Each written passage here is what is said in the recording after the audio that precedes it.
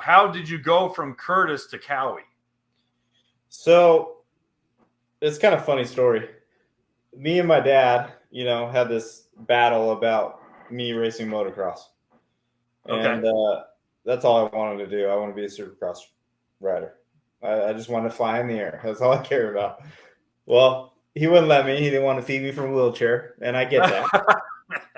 So yeah, give him that. I mean, that's great. Love you, Dad. But that was my dream, and he raced motocross, and I rode my BMX bike at the motocross track. I wasn't allowed to have dirt bikes and this and that. So we transferred to jet skiing because it was safer, and then we figured out there's racing involved, and I needed a job, and I worked for Jerry Marquis at Watusi and did fiberglass work, and then found Curtis Siebold that had these stand-ups that I said, let me ride one of your stand-ups and I'll show you how it's supposed to be ridden. And he's like, all right, let's meet at Candy Lake.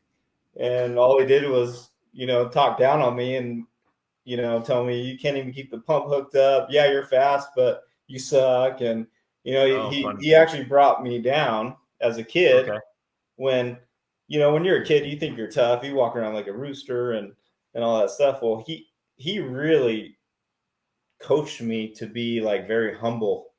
And if you don't win a race, you don't come in and throw your helmet. You don't give anybody attitude. You thank your team. You be respectful to all your sponsors and all this stuff. Like, it all came together. Like, I wish he was here with me. I would hire him to coach Austin, And so he just kind of like made me what I needed to do. And then my dream, watching Chris McCluggage and Dustin Matsouras and Farthing, which wasn't part of Kawasaki at that time, but they were all these factory riders with these big rigs, and I'm this privateer with like a $10,000 budget to go racing all year, on these clapped out jet skis that we've had for 15 years, So I had that dream, and I ran into Joe Heim at Supercross in the Losers Lounge, the Diamond Club. And I found him at the bathroom line, and I was like, "Hey, Joe," and he's like, "Hey, you're Craig Warner." I was like, "Yeah, well, your riders suck, and if you want to win a championship, you need to sign me." So that's an elevator pitch. I did it in 2006. We were privateer. We were probably the fastest privateer, at that time. And 2 weeks later, he came in and wrote me a contract, and I went down there and I signed it, and we went out and just dominated everybody for a couple of years. And we probably missed 4 or 5 world championships due to, unknown breakdowns, and, jet skiing is the more power you give them, the faster they break down. So we racing, you push it. Yeah.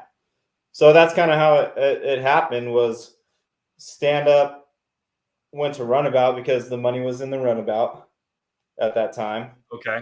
That makes sense. And that's where the sponsors came in, and the endurance racing, and you could do a lot more than just go ride a stand up.